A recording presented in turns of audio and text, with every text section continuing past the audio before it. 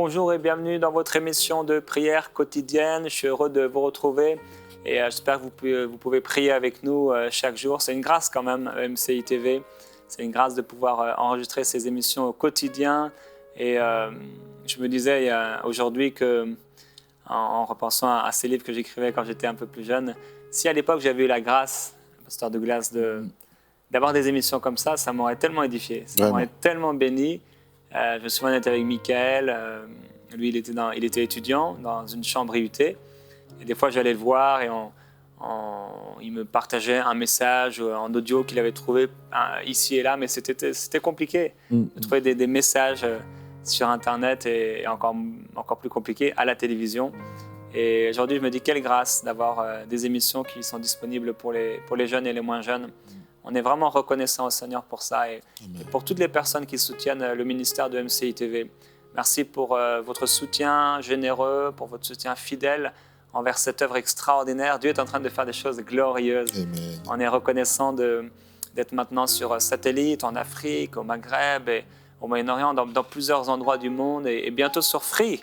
Et peut-être quand vous allez l'écouter, ce sera déjà fait en France et au-delà. On va essayer d'aller vraiment de plus en plus dans toutes sortes de pays francophones pour que l'Évangile puisse être diffusé, couvrir toute la terre, que les hommes et les femmes puissent se convertir à Christ, être transformés. C'est vraiment notre cœur, c'est notre désir. On est reconnaissant à Dieu pour tout ça. Dans Galates au chapitre 4, Pasteur Douglas, tu as cité ce passage aujourd'hui, l'apôtre Paul qui dit « Mes enfants, pour qui j'éprouve de nouveau », il dit « de nouveau », les douleurs de l'enfantement, jusqu'à ce que Christ soit formé en vous. Et je crois que c'était vraiment dans la prière. Il priait pour les gens. Et c'est vrai, on a parlé de cette semaine.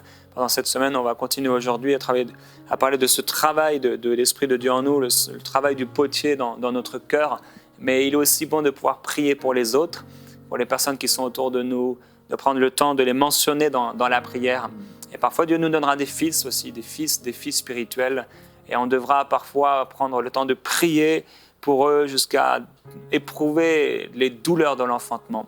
Et aux Galates, il leur rappelle, mais c'est pour la liberté que Christ vous a affranchis. Ne vous laissez pas à nouveau remettre ce joug de l'esclavage, ne redevenez pas esclaves. Et il dit, mais vous couriez bien, qui vous a arrêté en vous empêchant d'obéir à la vérité? J'aimerais aujourd'hui m'adresser à quelqu'un qui est en train de retourner en arrière, qui est en train de rétrograder, de revenir à ce qu'il était auparavant.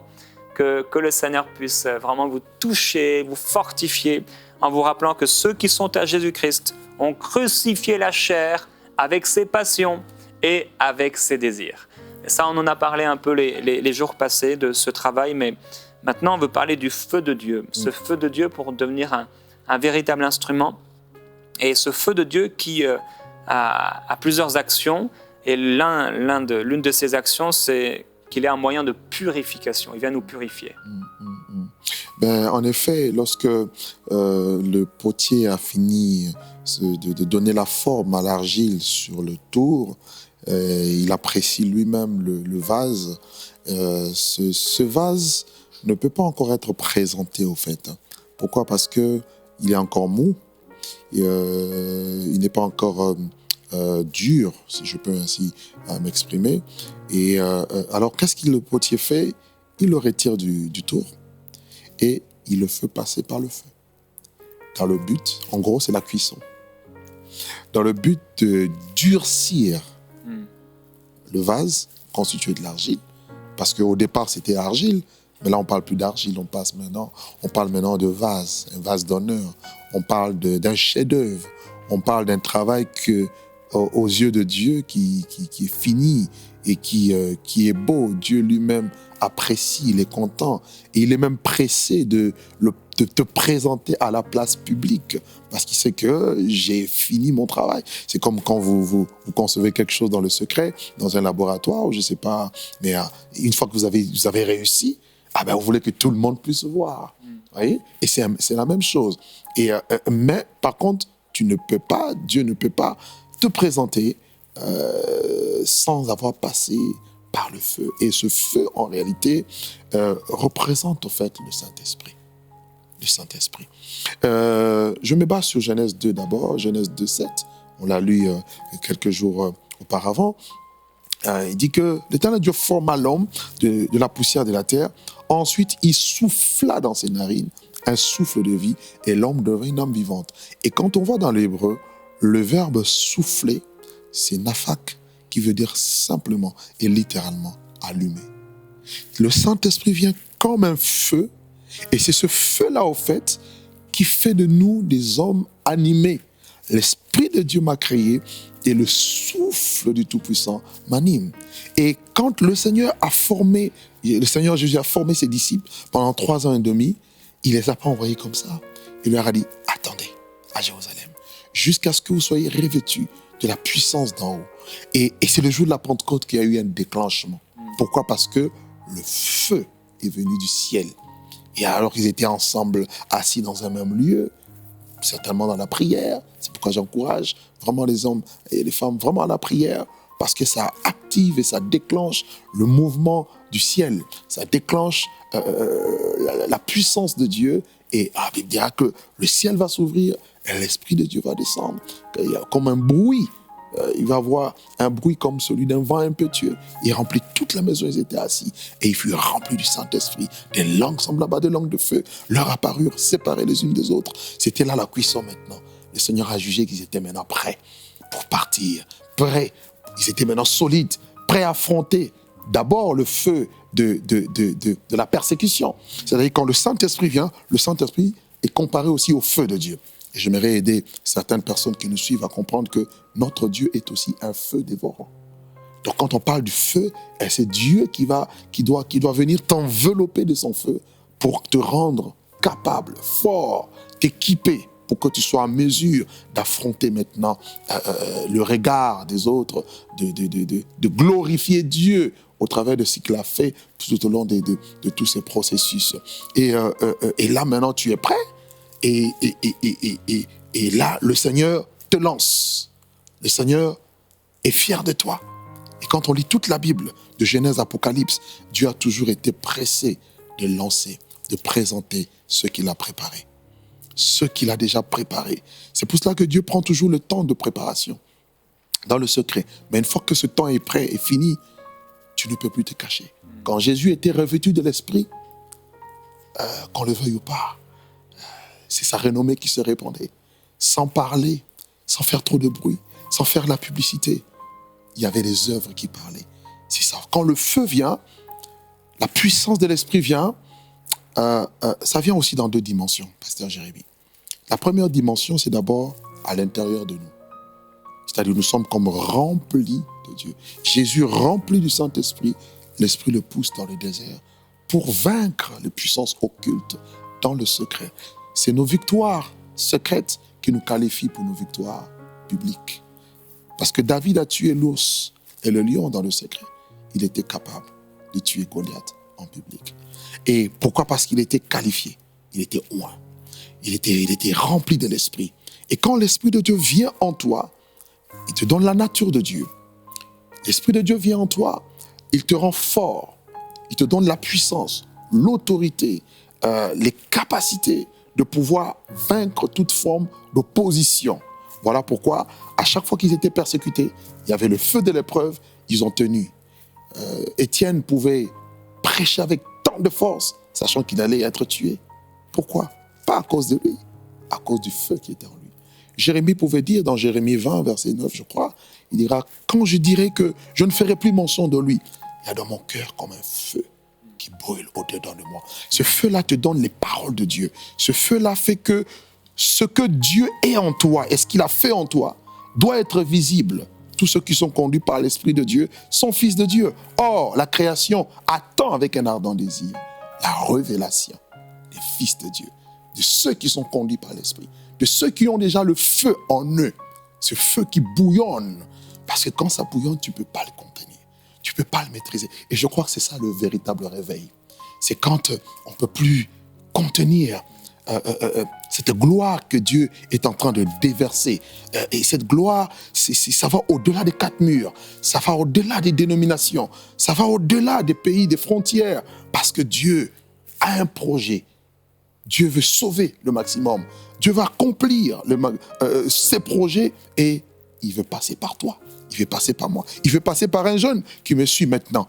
Mais sois rempli déjà de ce feu à l'intérieur. Il y a un texte dans le livre de Psaumes que j'aimerais aussi partager, toujours dans cette partie où on parle du feu à l'intérieur. Psaume 39, le verset 4. Psaume 39, verset 4, c'est David qui dit, il dit, mon cœur brûlait au-dedans de moi, un feu intérieur me consumait et la parole est venue sur ma langue. Et quand ce feu vient en toi, il te consume, tu es comme rallumé. C'est pourquoi il dit, rallume la flamme du don que tu as reçu. Le Saint-Esprit en nous, c'est le feu de Dieu, c'est la lampe de l'Éternel, c'est le souffle, le roi de Dieu, le pneuma. C'est ça qui est en nous et qui fait que tu ne peux pas te cacher. Lorsque le Saint-Esprit n'était pas encore descendu, lorsqu'ils n'avaient pas ce feu, ils se sont cachés. Ils avaient peur. Mais quand ce feu vient, ce n'est plus un esprit de timidité que nous recevons, mais son esprit nous remplit de force, d'amour, pas pour prouver, mais pour manifester ce qui est en toi. On n'a pas à démontrer quoi que ce soit, mais on n'a qu'à manifester celui qui vit en nous. Voilà pourquoi l'Église est le corps de Christ, qui doit manifester Dieu. Christ doit être manifesté au travers de nous. Et Paul ira encore plus loin en donnant un conseil, en disant, n'éteignez pas l'esprit. Donc, si on parle de l'esprit, on parle d'éteindre, ça veut dire que l'esprit est comparé à un feu qui peut s'éteindre. Comment? Par une vie de négligence, une vie de péché, par la religiosité, par beaucoup de choses, lorsqu'on n'obéit pas à la parole de Dieu, la rébellion à la parole de Dieu. Mais il dit au contraire, il faut que ce feu soit attisé. Et j'aimerais aujourd'hui encourager quelqu'un, un homme de Dieu, une femme de Dieu, un serviteur de Dieu, voire même un homme d'affaires, peu importe le travail que tu fais avec le Seigneur, ce que Dieu bâtit en toi, il veut qu'il y ait une explosion. Mais l'explosion commence toujours de l'intérieur. Comme la transformation commence à l'intérieur, Dieu commence aussi à t'allumer d'abord à l'intérieur. Ce feu au-dedans de toi qui doit maintenant s'extérioriser. Il dit, vous recevez une puissance, le Saint-Esprit survenant sur vous, et vous serez mes témoins, des martyrs, des gens qui sont prêts à mourir pour la cause du Seigneur, parce qu'ils ont connu, ils ont goûté. Il dit, et Pierre même pouvait dire, c'est Paul d'ailleurs, il dira, je suis prêt non seulement à être lié, mais à mourir pour le nom du Seigneur.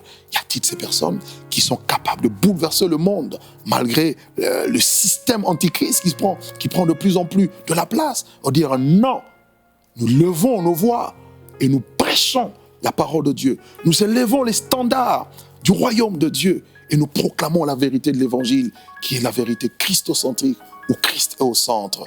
Ça, c'est le feu qui vient en nous. Il fait que tu ne peux pas. Il dit, nous ne pouvons ne pas parler des choses que nous avons vues et entendues. Tu deviens un véritable témoin. À l'école, au travail, dans tout ce que tu fais, tu es un véritable témoin. Et deuxièmement, on a vu avec Moïse, quand il a eu la rencontre avec Dieu dans le buisson ardent, sa vie a changé.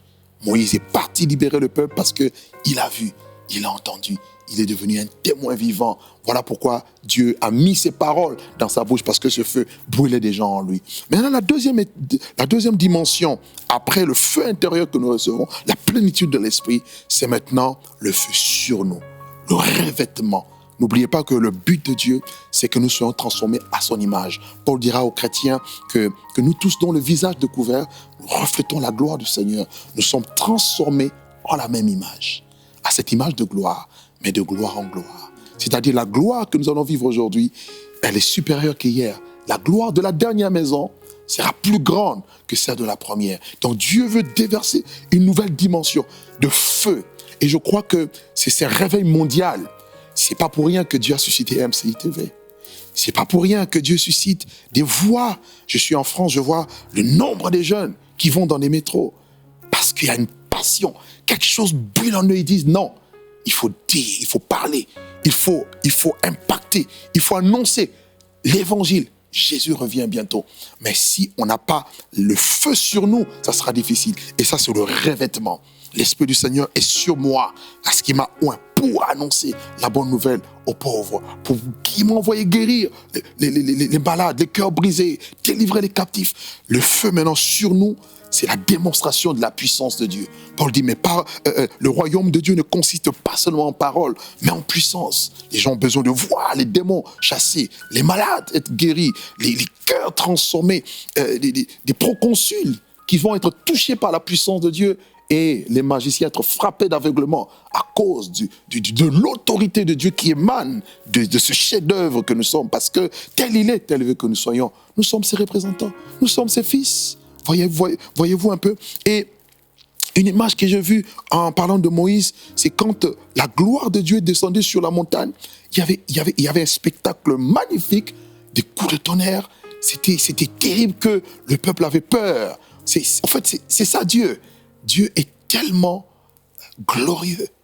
Et vous l'avez dit tout à l'heure, nous portons ce trésor dans des vases de terre, afin que la grande puissance soit rendue à Dieu et non pas à nous. Et nous avons besoin de ce feu pour que le monde voie. Il y a des personnes qui ne croiront pas tant qu'ils ne voient pas. Oh, je suis le chef-d'œuvre de Dieu. C'est-à-dire, je représente Dieu. Lorsqu'on me voit, on doit voir le Créateur. On doit voir la signature du Créateur. Et je crois que Dieu veut amener son peuple, autant que nous sommes, à cette dimension où le feu éclate, le feu brûle au-dedans de nous, mais aussi le feu de Dieu nous revêtit. Et Moïse a demandé à Dieu et dit, si j'ai trouvé grâce à tes yeux, alors fais-moi voir ta gloire. Alors qu'il avait eu l'expérience du buisson ardent. Mais cela ne suffit pas. Avec Dieu, on peut aller de dimension en dimension, de gloire en gloire, de progrès en progrès. Tout dépend de notre soif. Tout dépend du désir que nous avons. Plus nous désirons Dieu, plus Dieu se manifestera. Et ce chef-d'œuvre, Dieu veut le présenter aux hommes, mais il faudrait que ce feu-là soit visible. Et Moïse monte sur la montagne, pasteur Jérémie, il monte sur la montagne, 40 jours, 40 nuits. Moïse descend, il ne savait pas, son visage rayonnait. La gloire qui était à l'intérieur s'est manifestée sur son visage. C'est la raison pour laquelle même Christ, voulant montrer à ses disciples l'importance et la gloire du royaume de Dieu, il les a transportés sur cette montagne qu'on appelle la montagne de la transfiguration. Et là, il va se métamorphoser. Voilà la transformation. C'est ce qui est de l'intérieur qui sort. En fait, Christ est glorieux, mais son corps était comme un voile qui empêchait que cette gloire intérieure se manifeste. Mais là, ce qui était à l'intérieur de Christ a été visible. Élie apparaît, Moïse apparaît, cette gloire, cette nuée, c'était magnifique. En fait, c'est à ça que Dieu nous amène. Parce qu'il dit, nous tous, nous avons le visage découvert. Moïse devait mettre un voile. Mais on dit, mais aujourd'hui, nous n'avons plus besoin de voile. Lorsque le cœur se tourne au Seigneur, le voile est ôté. Nous avons là où est l'Esprit du Seigneur, là est la liberté. Il dit, nous avons le visage découvert. Mais nous devons être maintenant transformés en cette image de gloire en gloire. Et c'est ces chefs-d'œuvre que Dieu est en train de chercher, de soupirer, que ce soit au Canada, que ce soit aux Antilles, que ce soit en Afrique, en Europe et partout. Et c'est ça qui bouillonne dans mon cœur. Si je veux voir cette église triomphante, cette église, ce peuple de Dieu qui n'est plus abattu, qui n'est plus, malgré les problèmes, les difficultés, les persécutions. D'ailleurs, plus on les persécutait, plus ils devenaient puissants. Plus on les battait de verge, plus ils annonçaient avec force le témoignage de la résurrection de Jésus. Cela veut dire que rien ne peut nous empêcher de manifester Christ. Parce que si je suis un chef-d'œuvre, c'est juste pour manifester Christ en moi, Christ en nous. C'est l'espérance et la gloire. En gros, Dieu veut vivre en nous. Et il veut que le vase que nous sommes, vase d'honneur, soit ce vase-là qui va le présenter. Au travail, tu es un vase qui représente qui? Christ. À l'école, tu es un vase qui représente Christ. Dans le ministère, partout où tu voyages, tu représentes Christ. Et sans même beaucoup crier, notre vie sera un véritable témoignage. Et c'est ça, au fait, le but de Dieu. C'est que nous soyons rendus semblables à l'image de son Fils.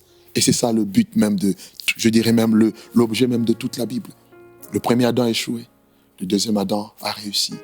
Là où il a échoué, il est venu nous relever et nous repositionner. Adam n'est pas tombé du ciel, mais il est tombé de sa position. Et Christ est venu nous repositionner avec lui pour faire de nous, de la boue, de la poussière, il relève le pauvre, du fumier l'indigent, cette argile pour le faire asseoir avec les grands. Et la grandeur sommeille en beaucoup d'entre nous. Et ma prière est que, au travers de cette série, que Dieu puisse enflammer quelqu'un, que Dieu puisse embraser quelqu'un. Il fait des vents, des messagers et de ses serviteurs, des flammes de feu. Et Paul dit, nous devons briller au milieu d'une génération perverse et corrompue, comme des flambeaux portant la parole de Christ. Et ce vase que nous sommes, nous portons Christ, nous dégageons le parfum de Christ, et sans parole, les gens peuvent être gagnés. Et surtout, Dieu sera glorifié. Amen. Amen. Est-ce que tu voudrais prier pour les gens par rapport à ce feu de Dieu? Bien sûr, bien sûr. C'est ma passion, c'est mon désir. Pasteur, il y a quelque chose qui bouillonne en moi. L'Esprit de Dieu bouillonne en moi pour dire c'est le temps. Paul disait c'est l'heure de se réveiller enfin du sommeil, car le salut est plus près de nous que lorsque nous avons cru. Nous sommes dans un temps où l'Esprit de Dieu est pressé d'agir. Il dit, dans les derniers jours, dit Dieu, je répandrai de mon esprit sur toute chair. Vos fils et vos filles prophétiseront. Après avoir fait ce travail où il a changé le cœur de pierre en cœur de chair, une fois que tu es prêt, tu étais malléable entre les mains du potier.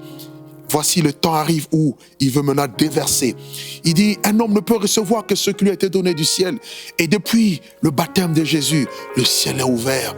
L'Esprit de Dieu a été envoyé et il veut te remplir, il veut t'embraser, il veut embraser ta vie, embraser ton ministère, embraser ta famille, embraser tout ce que tu es et ce que tu vas faire pour que qui est les marques du Créateur au travers de ta vie. Tu es un porteur, une porteuse de Dieu. Tu portes Dieu, tu portes la gloire de Dieu avec toi. Et cette gloire doit se manifester et se déteindre. Ma prière est que Dieu t'embrase à nouveau.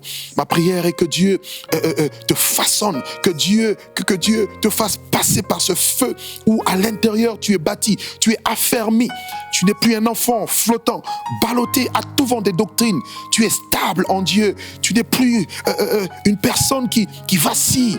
Mais tu sais ce que tu veux, ce que tu vaux avec lui. Et tu laisses Dieu te valoriser et te présenter. Comme il a présenté Élie, comme il a présenté Moïse, comme il a présenté Samuel, comme il a présenté, oui, Daniel, il veut également te présenter. Oui, ce feu va tellement toucher ton cœur, toucher ta vie. Tu ne peux plus rester insensible à la voix de Dieu. Tu diras, oui, Seigneur, me voici. Qu'est-ce que tu veux que je fasse? Dieu dit, qui enverrai-je dans cette génération? Et qui marchera pour nous? Qui ira? Qui parlera? Qui me représentera? Dieu cherche des vases qu'il veut présenter. Il dit, si quelqu'un s'abstient de ces choses, si quelqu'un se conserve pur en s'abstenant de ces choses, il sera un vase d'honneur, sanctifié, utile à son maître et propre à toute bonne œuvre. Le maître est en train de chercher des vases d'honneur qu'il veut envoyer, qui doivent le représenter pour aller manifester sa gloire. C'est pourquoi Job a dit, mon oreille avait entendu parler de toi. Maintenant, mes yeux te voient.